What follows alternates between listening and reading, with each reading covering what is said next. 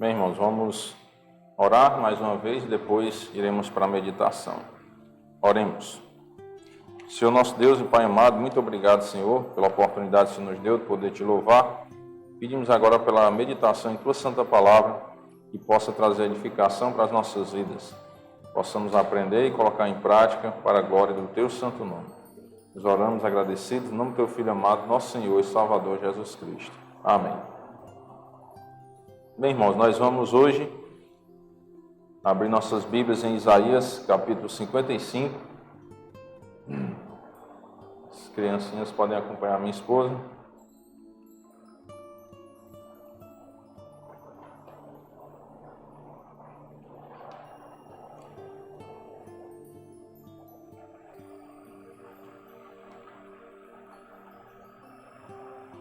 Isaías, capítulo 55.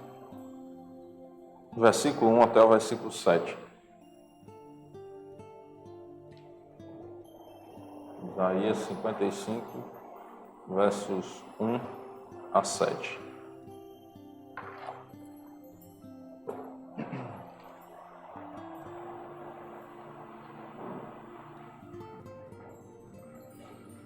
Diz assim a palavra de Deus: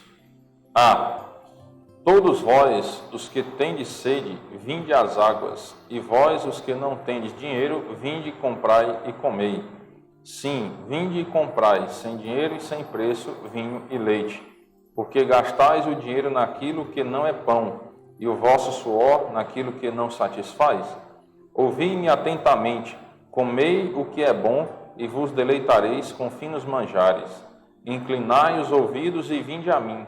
Ouvi, e a vossa alma viverá, porque convosco farei uma aliança perpétua, que consiste nas fiéis misericórdias prometidas a Davi. Eis que eu o dei por testemunho aos povos, como príncipe e governador dos povos.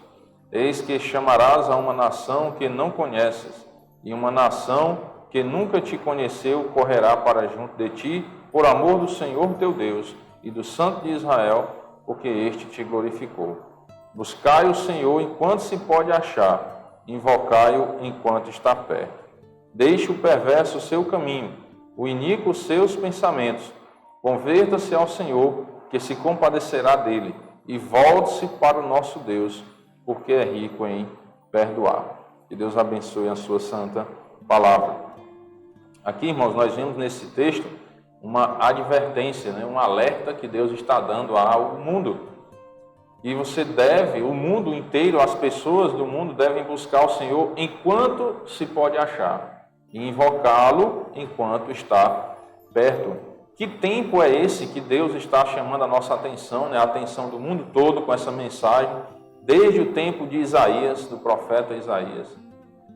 Aqui o povo busca ao Senhor enquanto se pode achar. Que tempo é esse que o ser humano pode buscar o Senhor enquanto se pode achar? Quando é que o ser humano pode buscar o Senhor? Enquanto está vivo ou depois de morto? Enquanto está vivo. Então busque ao Senhor enquanto se pode achar. Quando é que o ser humano deve buscar Deus? Enquanto ele está vivo. Porque depois que ele morrer, não tem mais como ele buscar ao Senhor. Então ele tem que buscar o Senhor enquanto se pode achar, que é enquanto ele está vivo. Invoque o Senhor enquanto Ele está perto, enquanto você está vivo. Se você morrer sem ter buscado ao Senhor, então não tem mais jeito. Lembram lá da parábola do rico e Lázaro? Depois que o rico morreu, foi para o lugar de tormento e existia um grande abismo que separava o céu do inferno. E não tinha mais como mudar de situação. Aquele que estava no inferno permanecerá lá por toda a eternidade, e o que está no céu permanecerá lá por toda a eternidade. Então precisa-se buscar o Senhor enquanto se pode achar. Esse é o tempo, enquanto você está vivo. E o versículo 7 diz: deixe o perverso o seu caminho, o iníquo deixe os seus pensamentos. Então a pessoa que vive na iniquidade, que vive na prática do pecado, Deus tem um conselho: deixe esse caminho, deixe esses pensamentos perversos, pecaminosos. E faz o quê? Quando eu deixo esse caminho, deixo esses pensamentos, o que eu tenho que fazer? Converta-se ao Senhor, que se compadecerá dele, de você, de mim, de todos nós que nos convertermos ao Senhor. E volte-se para o nosso Deus, porque é rico em perdoar.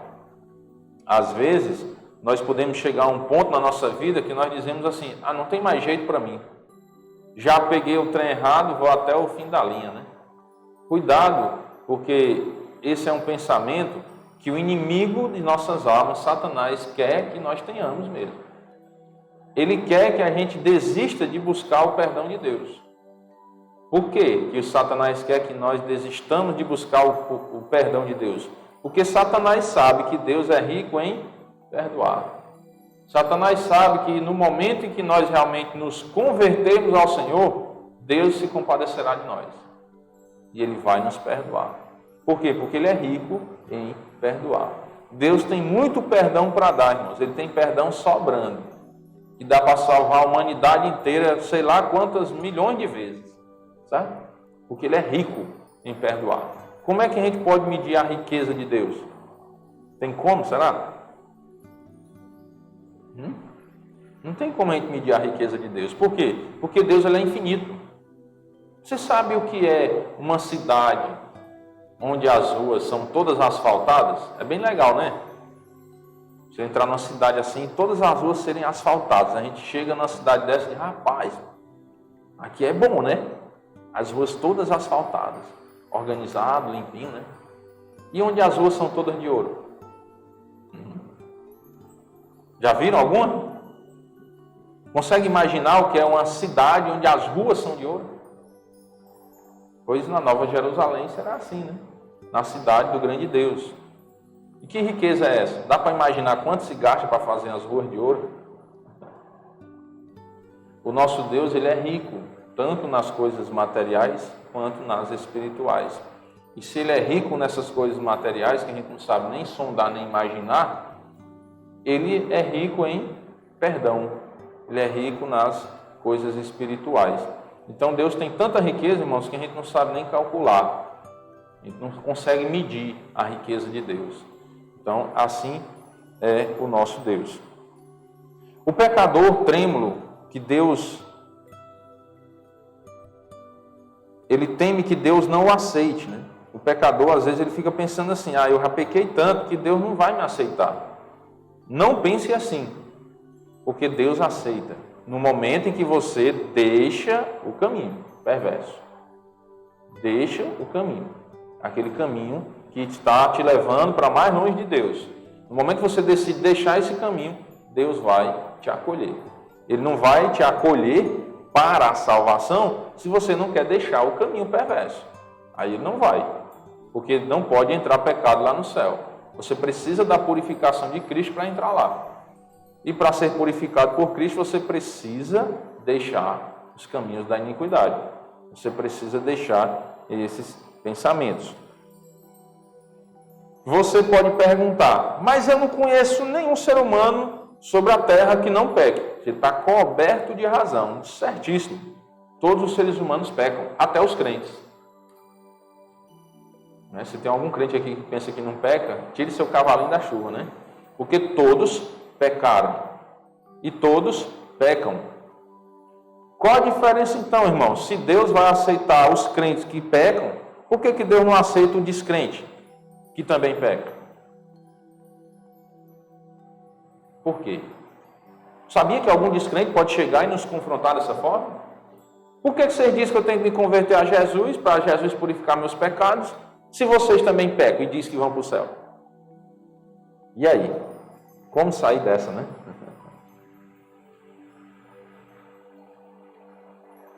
Me ajuda aí na referência. 1 João 1:9. Se confessarmos os nossos pecados, Ele é fiel e justo para nos perdoar os pecados e nos purificar de toda injustiça. Então, por que o crente, ele diz que vai para o céu? Porque ele crê na purificação de Jesus. Porque Jesus é totalmente puro, ele nunca pecou, ele pode purificar aqueles que creem nele. É por isso que nós cremos, aqueles dentre nós aqui que já entregou a vida a Cristo, tem a certeza que vai para o céu. Por quê? Porque é bom? Porque não peca? Não. Ele tem a certeza que vai para o céu porque ele confia na purificação de Jesus. Ele confia que ele confessou os pecados a Deus em nome de Jesus e Deus ele é fiel para nos perdoar os pecados e nos purificar de toda injustiça. Mas se todos estamos sobre a terra e pecamos, tanto os crentes como os descrentes, por que os crentes vão ter o privilégio de entrar no céu purificados e o descrente não? Porque só há um mediador entre Deus e os homens, Jesus Cristo, homem. Você precisa de Jesus para entrar lá. Por quê? Porque só existe Ele como mediador. Eu não consigo entrar no céu sem Jesus Cristo. Mesmo sendo pecador, irmão? Sim. Mesmo sendo pecador, assim como eu sou pecador, eu só vou entrar no céu por causa de Cristo. Um versículo muito conhecido. João 14, 6. Jesus disse que é o único caminho, a verdade e a vida. Ninguém vai até o Pai se não for por Ele, né? Ninguém vem ao Pai se não for por mim. Ou seja, ninguém vai até Deus se não for por Jesus. Mas o crente e o descrente pecam. Correto. E por que o crente vai para o céu e o descrente não? Porque o crente creu em Jesus. E o descrente não creu em Jesus. Jesus é o divisor de águas para se entrar no céu. Você pode ser a pessoa mais maravilhosa do mundo. Até pensar que não peca, porque nunca matou, nunca roubou, né? Tem gente que diz isso, não, nunca matei, nunca roubei. Como se só existissem esses dois pecados no mundo, né? Mas tudo bem. E aí se auto-justifica dizendo que Deus vai aceitar ele lá, ele merece a salvação, porque nunca matou e nunca roubou. Mas Deus não está dizendo que quem não mata e não rouba não vai para o céu. Quer um exemplo? O ladrão na cruz, né? Ele era um malfeitor. Aquele homem tinha feito tanta coisa errada, irmãos, que a Bíblia nem descreve, né? Tudo o que ele fez, só diz que era um malfeitor. Vamos ler o texto, que é bem interessante. Lucas 23 e 39. Um dos malfeitores crucificados blasfemava contra Jesus, né? Dizendo: não és tu o Cristo? Salva-te a ti mesmo e a nós também. Esse malfeitor estava criticando Jesus, duvidando que ele realmente era o ungido de Deus, o Salvador e o Redentor. Versículo 40 diz: respondendo-lhe, porém, o outro malfeitor, né, repreendeu aquele primeiro malfeitor que estava blasfemando contra Jesus. E ele disse o quê? Nem ao menos temes a Deus, estando sob igual sentença? Os dois eram malfeitores. Um continuou na sua rebeldia sem crer no Senhor Jesus, blasfemando contra Jesus. O outro se arrependeu. O outro, peraí, rapaz, tem o menos respeitozinho a Deus, né? Temor a Deus, respeito a Deus. Nós estamos sob igual sentença, debaixo da mesma sentença que Jesus, nós vamos morrer crucificado. Nós estamos aqui empendurados. E aí ele reconhece quem ele é. O malfeitor que se arrependeu, né? Nós, na verdade, estamos aqui, né, com justiça, porque recebemos o castigo que os nossos atos merecem. Mas este, Jesus, nenhum mal fez. Estou complementando algumas coisas, irmão, não é distorcendo não, viu? É para ficar mais claro o entendimento, sabe? Porque às vezes você pode dizer, onde é que está o nome de Jesus aí, né? Este, né? Este está se referindo a Jesus. Nenhum mal fez. E acrescentou: Jesus, lembra-te de mim quando vieres no teu reino. Então o malfeitor, arrependido, ele fez todo o processo da salvação. Reconheceu que era um pecador, que como Isaías disse, deixa o perverso o seu caminho, o iníquo os seus pensamentos, e converta-se ao Senhor, que se compadecerá dele. Porque ele é rico em perdoar. Está aqui. Ele fez isso. Reconheceu, deixou seus caminhos. Irmão, mas depois de ter feito tudo de errado, lá no final, sim, Deus ele é rico em perdoar. Eu só não aconselho você deixar para o final o seu arrependimento, a sua conversão. Por quê? Porque você não sabe como vai ser o seu final. Você sabe como é que vai morrer? Quem aqui sabe como vai morrer? Levanta a mão. Ninguém, né? Graças a Deus, né?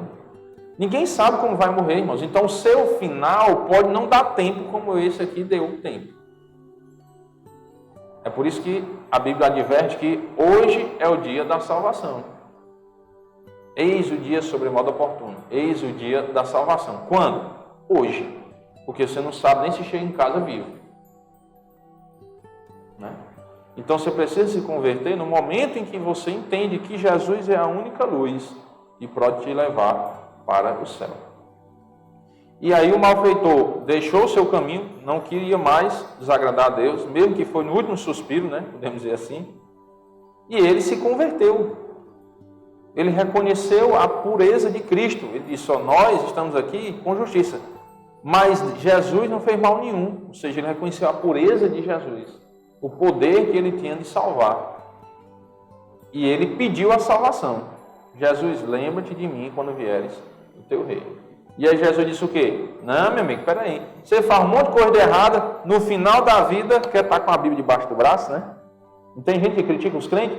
Fulano tal, fez mesmo um monte de coisa errada, agora anda com a Bíblia debaixo do braço, quer dizer que vai para o céu, olha. Está aqui na Bíblia. O ladrão na cruz aqui, o arrependido, ele não botou a Bíblia debaixo do braço porque ele já estava crucificado, né? Mas se ele tivesse continuado na vida, ele ia botar a Bíbliazinha debaixo do braço. Não estou dizendo literalmente, né? A Bíblia escrita, porque o Novo Testamento não estava nem escrito naquela época, né?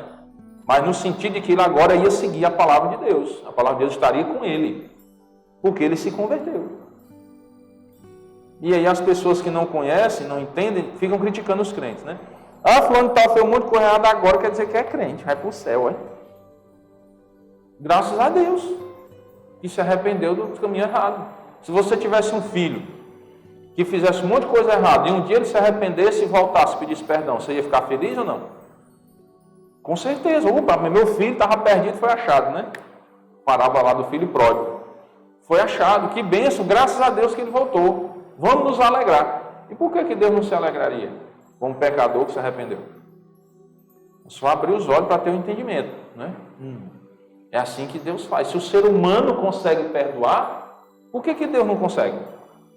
Deus seria incapaz de perdoar pecados? Será que Deus seria tão limitado? Que Deus é esse? Ele é limitado no perdão. Então precisa entender. Independente de qual pecado o ser humano tenha cometido, Deus pode perdoar. Desde que haja arrependimento sincero, verdadeiro. Ele vai e perdoa. E quem é que sabe, irmão, se o arrependimento foi sincero e verdadeiro? Deus. Eu não posso julgar ninguém. Não, o fulano tal se arrependeu, não. Meu amigo, se o fulano de tal disse para mim que se arrependeu, quem sou eu para dizer que não, né? Agora, se ele se arrependeu mesmo ou não, ele vai prestar conta com Deus, não é comigo. Nós só podemos acreditar na declaração das pessoas, né? O que está lá no coração, só Deus sabe. E aí Jesus rejeitou aquele ladrão que se arrependeu? Não. Olha o versículo 43. Jesus lhe respondeu: em verdade te digo que hoje estarás comigo no paraíso. Mas espera aí, irmãos. A pessoa quando morre, não fica num sono profundo, esperando o dia da ressurreição, não? Sem saber o que está acontecendo até o dia da ressurreição, ele fica lá dormindo, né? É assim? Está dizendo aí? O que é que vocês entendem? Quando Jesus diz, hoje estarás comigo no paraíso. Esse ladrão já ressuscitou? Para estar lá fisicamente? Sim ou não? Ele ressuscitou já? Não. O ladrão está morto ainda. Fisicamente. O corpo está lá, os restos mortais no cemitério, né? E o espírito? Está onde? No paraíso. Está no céu. Então, ausente do corpo, presente com o Senhor. É o que a Bíblia diz. Então, no momento que você morrer, se você tiver feito assim como esse ladrão, ter se arrependido dos seus pecados, você vai para o paraíso. Seu espírito vai para o paraíso, a presença de Deus. Olha que maravilhoso, né? Saber que você não vai morrer. Sabia disso? Você não vai morrer. Você só muda de lugar. O seu corpo vai para o cemitério, graças a Deus, né? Esse corpo velho pecaminoso, corrupto, adoecedor, né? Cheio de dor, vai ficar lá, na sepultura. E o nosso espírito para a presença de Deus. Vamos estar vivinho da Silva lá, se você crer no Senhor Jesus e entregar a sua vida a Ele. Ausente do corpo, presente com o Senhor. Não esqueça disso. O ladrão arrependido, ele foi para o paraíso no mesmo dia. Hoje estarás comigo no paraíso. Isso é maravilhoso, irmão, saber disso. Nós não vamos ficar na sepultura. Lá é só o nosso corpo. A parte que não presta vai ficar lá. Mas o melhor, que é o Espírito, vai para a presença de Deus. Isso é fantástico. Muito bom saber disso. O cristão que havia abandonado a fé, agora arrependido, duvida que Deus possa esquecer. Nosso versículo 7, porém, nos lembra de que aqueles que voltam ao Senhor são recebidos com misericórdia generosa e perdão abundante. Isto é ilustrado com uma história que volta à tona periodicamente ao longo dos anos. Uma história onde os detalhes mudam, mas a mensagem permanece. É sobre um filho rebelde que saiu de casa, foi para Nova York, viveu em pecado e vergonha e, por fim, acabou na cadeia. Depois de 4 anos na prisão, ele foi libertado e queria desesperadamente ir para casa. Viveu como queria, os pecados, mas depois entendeu que tinha feito tudo errado, queria voltar para casa. Entretanto, ele era torturado pelo medo de que seu pai não receberia. Ele não conseguiria encarar a decepção de ser rejeitado. Então, por fim, o que foi que ele fez? Escreveu ao seu pai, sem escrever o remetente. Disse que estaria no trem na sexta-feira seguinte. Se a família o quisesse de volta, devia amarrar um lenço branco no carvalho na frente da casa. Se ele não visse um lenço branco quando o trem passasse, seguiria em frente. Agora, ele estava no trem, calado e isolado, temendo o pior. Acontece que um cristão estava sentado ao lado dele. Depois de várias tentativas frustradas, o cristão finalmente conseguiu fazê-lo se abrir e contar sua história. Agora, eles estavam a 50 milhas de sua casa. O pródigo, voltando, variava entre medo e esperança. 40 milhas.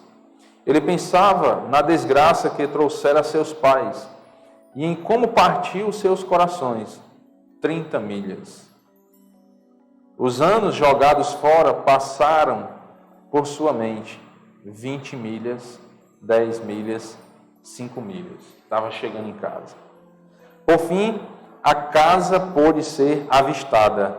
Ele se sentou incrédulo. O cavalo estava coberto por tiras de tecido branco, agitadas fortemente com o vento. Então, imagine que história impactante, né?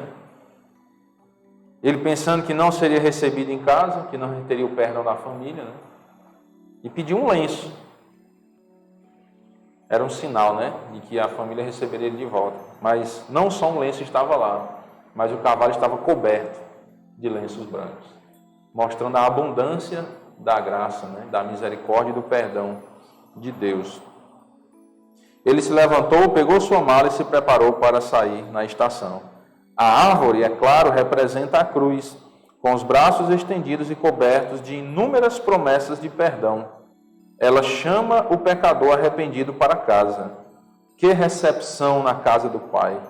Que perdão sem limites quando o perdido se encontra. Então, irmãos, a Bíblia nos ensina essa verdade maravilhosa. Você pode ter cometido o pecado que for. Se você se arrepender, Deus está de braços abertos para lhe receber. Essa mensagem o mundo precisa saber. Quem são as pessoas que têm que comunicar essa mensagem, que espalhar essa mensagem para os outros? Somos nós. Nós precisamos divulgar essa mensagem.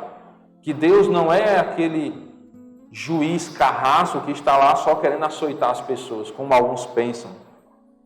Que Deus também não é aquele velhinho babá que está lá aceitando tudo que o povo faz de errado. Ele é um juiz justo e amoroso, que ele sabe agir com justiça na hora certa, mas ele também sabe liberar o perdão na hora certa. A justiça é mediante a nossa desobediência, assim como ele disse desde o tempo de Adão e Eva. Você pode comer de todos os frutos de todas as árvores do jardim, mas da árvore do conhecimento do bem e do mal não coma, porque no dia que dele comer, certamente morrerás. Ele cumpriu sua palavra, sim ou não? Sim, então ele é justo. Mas ele também é amoroso, é perdoador, porque ele diz, se nós confessarmos nossos pecados, ele é fiel e justo para nos perdoar os pecados e nos purificar de toda injustiça. Então precisamos entender que ao mesmo tempo que Deus é justo, ele é amoroso. Para que precisamos entender isso? E por que precisamos entender isso? Para que nós saibamos quem é esse Deus a quem nós estamos entregando a nossa eternidade. Ele é um Deus que nos ama, mas ele é um Deus que também nos protege. Por que Deus age com justiça? Para nos proteger do caminho errado. Por que os pais disciplinam seus filhos? Corrigem seus filhos? Porque o pai é ruim, é? Não, é porque ele ama os filhos. E ele quer que os filhos deixem o caminho errado e andem nos caminhos de Deus. Se os pais pudessem, eles falariam isso para os seus filhos. Deixe esse caminho, meu filho, errado. Deixe isso, é o que Deus está dizendo. Deixe o perverso o seu caminho. O iníquo, deixe esses pensamentos. Se ajeite, converta-se ao Senhor. Esse conselho você pode dar para o seu filho. Meu filho, deixa esse caminho errado. E aí quando o filho não quer deixar, você faz o quê? Corrige. Como? Você que sabe, né? A Bíblia dá a receita correta, né? Corrija o seu filho. Não deixe ele andar nesses caminhos perversos, porque ele vai se perder. E quando Deus faz esse chamado, é por amor, para que o ser humano se ajeite, se corrija, se converta ao Senhor. Porque Deus, ele é rico em perdoar e ele vai perdoar e vai abençoar as nossas vidas. Principalmente com a salvação, que é a maior bênção que o ser humano precisa. A maior bênção que o ser humano precisa na sua vida se chama salvação. E as outras bênçãos materiais, as coisas desse mundo? Isso não vale nada, irmãos. Tudo vai passar. Salomão, um dos homens mais ricos da terra na época dele, concluiu isso no final da vida. Desfrutou dos prazeres materiais e carnais, tanto que pôde, né? E no final da vida ele disse, tudo é vaidade, é correr atrás do vento. Irmãos, nós temos que aprender com o erro dos outros. E Salomão errou tanto na vida, no final ele nos deu um alerta, cuidado, que se você viver sua vida em função de desfrutar das coisas desse mundo, você vai se frustrar no final da vida, porque tudo é vaidade, é correr atrás do vento. Então por que nós vamos fazer isso então? Viver em função das coisas materiais e dos prazeres carnais. Por quê? Se Salomão fez isso e deu errado para ele, ele se frustrou no fim da vida dele, você vai querer passar pela mesma frustração? Garanto que não quer. Tem sã consciência, você não quer passar por essa frustração. Então busque em primeiro lugar o reino de Deus e a sua justiça. E as demais coisas vos serão acrescentadas. Espere pelo que Deus vai te dar. Faça a sua parte, buscando a Deus e honrando o nome dele, e ele vai fazer a parte dele, porque ele é fiel, né? Ele não vai nos desamparar em momento algum. Amém? Vamos orar. Senhor nosso Deus e Pai amado, muito obrigado, Senhor, pela Tua palavra, que é viva e eficaz e fala aos nossos corações. Pedimos as bênçãos do Senhor, Pai, para que a Tua palavra possa ter encontrado morada nos nossos corações nessa noite. Possamos colocar em prática nossas vidas, possamos ensinar também a outras pessoas para a glória do Teu santo nome. Que o Senhor, ó Pai, seja exaltado em nossas vidas. Pedimos as bênçãos do Senhor pela semana, Pai, a vitória sobre o mal e sobre o pecado. Possamos honrar e glorificar o Senhor a cada dia, com as nossas atitudes, com as nossas palavras, com os nossos pensamentos. Nós oramos agradecidos, em nome do Teu Filho amado, nosso Senhor e Salvador Jesus Cristo. Amém. Irmãos, uma boa noite a todos, que Deus abençoe e até sábado, se Deus quiser.